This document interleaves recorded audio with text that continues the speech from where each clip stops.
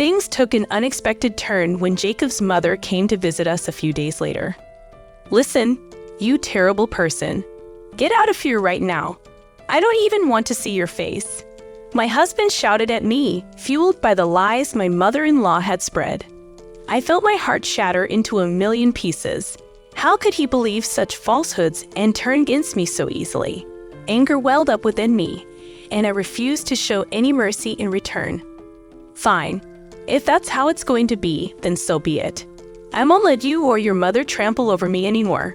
I'll send you both to hell," I declared, my voice filled with determination. My name is Amelia, and I'm a 32-year-old nurse. For the past 3 years, I've been married to my husband, Jacob. Despite my demanding night shifts, Jacob had always been understanding and treated me kindly. As I arrived home, later than usual, I apologized for my tardiness. "I'm sorry, one of my patients' condition worsened. Being a nurse is tough," I explained. Jacob, being the supportive spouse he usually was, reassured me, saying, "It's okay. Thank you for the work you do." He had even bought some side dishes to accompany the meal I had prepared. We had a good dynamic in our household, with Jacob helping me with chores when I was busy.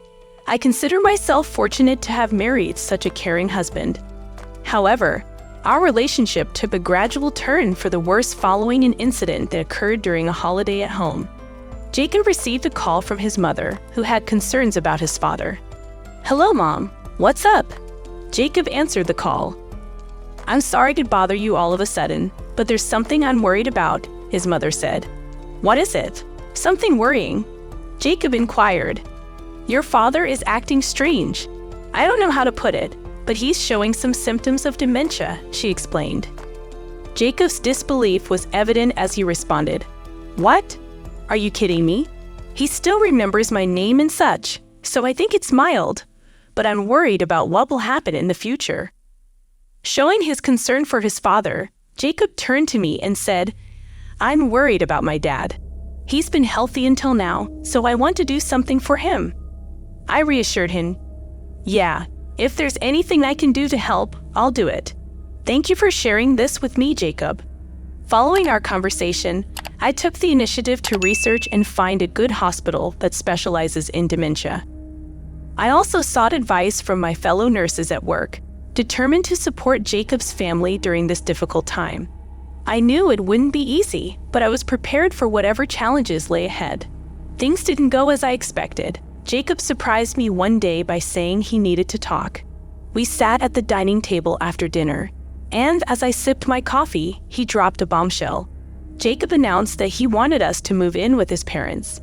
Confused, I asked, "What is it?" Jacob explained that his father was suspected of having dementia, and the situation had worsened. He felt it was crucial to move back in with his parents to prevent his father's condition from deteriorating further and to support his struggling mother. Caught off guard, I hesitated. Jacob assumed I would help and pointed out that I had previously mentioned assisting with finding a hospital. However, I clarified that I never agreed to live with them. Despite Jacob's assertion that it was for the well-being of his parents, I wasn't prepared for such a significant commitment. Jacob, undeterred, decided to insist that we live together. Feeling uneasy about the decision being made without my input, I realized that Jacob, despite his usual kindness, was forcing this major change on us. Even though I didn't agree with his approach, I started contemplating accepting the situation. Jacob had always supported my work and shared household chores. I couldn't ignore the kindness and gratitude he had shown me so far. Reluctantly, I informed my parents of our decision to live together. I understood the challenges of dealing with dementia, and while I wasn't entirely on board, I began to convince myself that cooperating as a family might be the right thing to do. I appreciated my parents' reassurance as we moved into my in-laws' house and began living together. Despite the challenges, I started preparing lunch for everyone. As we shared a meal, I noticed signs of dementia in my father-in-law, raising concerns about his health. Recognizing the need for medical attention, I considered introducing him to a hospital. However, convincing him proved to be a difficult task.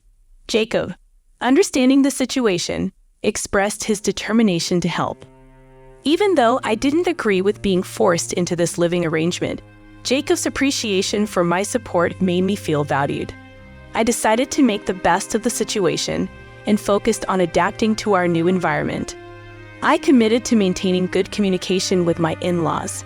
Initially, things went well as Jacob explained my job's demands to my mother-in-law, who took charge of household chores during my night shifts, providing valuable assistance.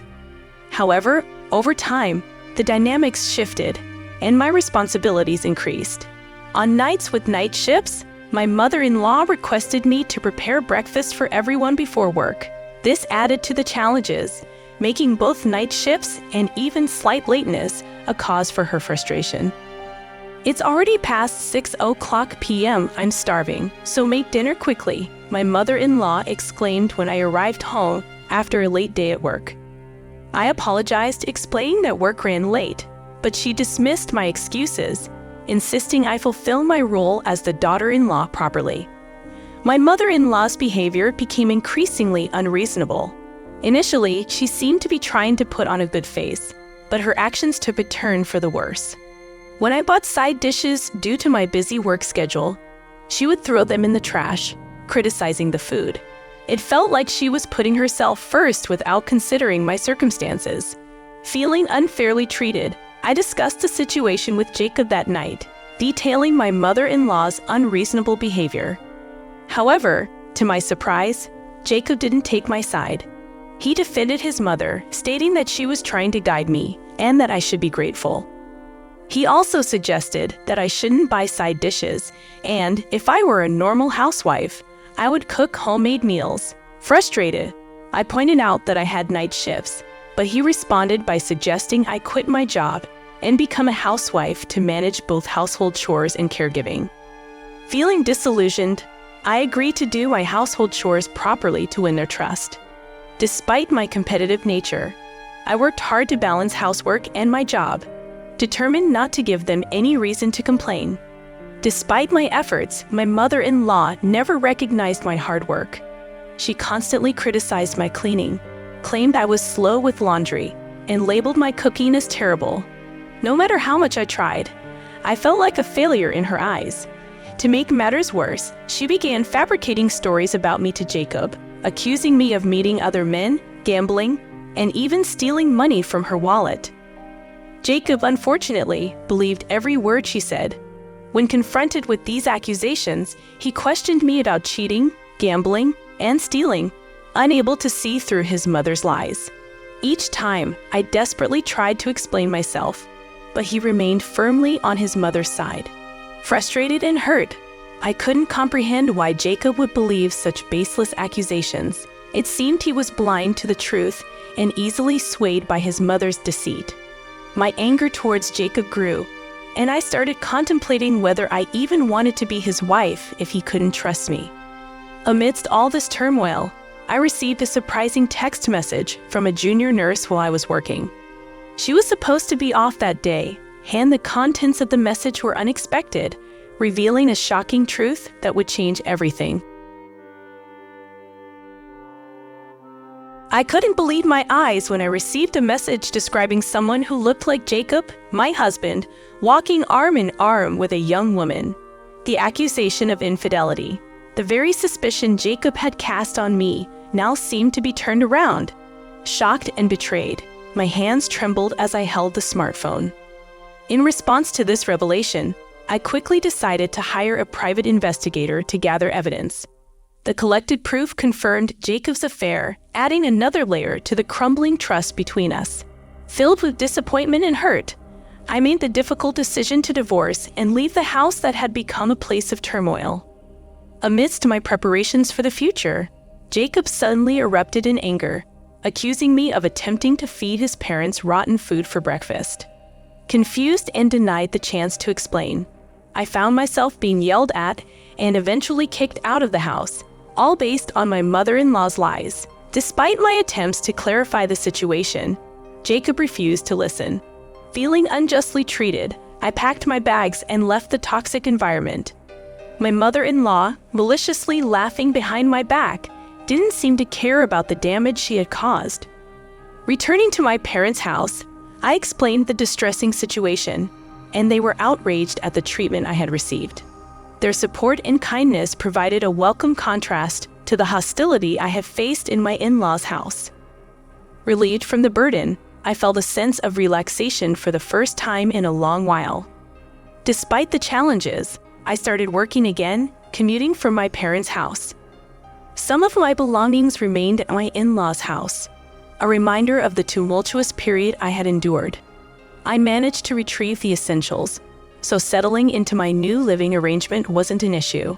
About a week later, Jacob started calling me persistently, but I chose to ignore his attempts to reach out. Determined to move forward, I began preparing for the divorce. Around a month after leaving my in-laws' house, I decided to visit them. Jacob was at home on his day off when I arrived. He greeted me with a condescending tone, assuming that my lack of response to his calls indicated depression or remorse for my supposed mistakes. My mother-in-law, smirking with her arms crossed, seemed ready to teach me a lesson. However, their expectations were shattered when I handed divorce papers to Jacob right then and there. He froze, not expecting this turn of events. Confused and panicking, he asked what the papers were for, and I straightforwardly stated that I wanted a divorce. Jacob, attempting to comprehend the situation, pleaded for me to wait and called the idea crazy. My mother-in-law, equally distressed, insisted that I had a duty to help them as Jacob's wife. I firmly asserted my decision, explaining that I didn't need his permission for a divorce, and it was an absolute decision. I even mentioned the possibility of fighting in court if necessary. The mention of court left my mother-in-law flustered and unable to respond. I clarified that I was there to collect the rest of my belongings and asserted that their claim of Jacob's father having dementia was a lie. I overheard your conversation from your room the other day. You thought if you claimed that Jacob needed care due to dementia, I would have no choice but to live with you, right? Well, it didn't work out as planned, did it? I also heard you praising him for his exceptional acting skills, so he wasn't demented. That's why he stubbornly refused to go to the hospital. My mother-in-law was visibly shaken as I exposed her lie. Ignoring her attempts to salvage the situation, I swiftly packed up my belongings and left my in-laws' house. Waiting outside was my father's car, which took me back to the comforting environment of my parents' house. Subsequently, I initiated divorce proceedings against Jacob through a lawyer and demanded alimony from both Jacob and his mistress. Remarkably, they were compelled to pay $30,000 each. The revelation of Jacob's affair created a significant uproar at his workplace, as it turned out his mistress was the wife of his boss. The messy situation led to Jacob's demotion and transfer to a local branch. In my eyes, it was entirely his fault, and he got what he deserved. Meanwhile, my former mother-in-law faced her karmic consequences. She suffered a slipped disc, forcing her to be hospitalized for a while.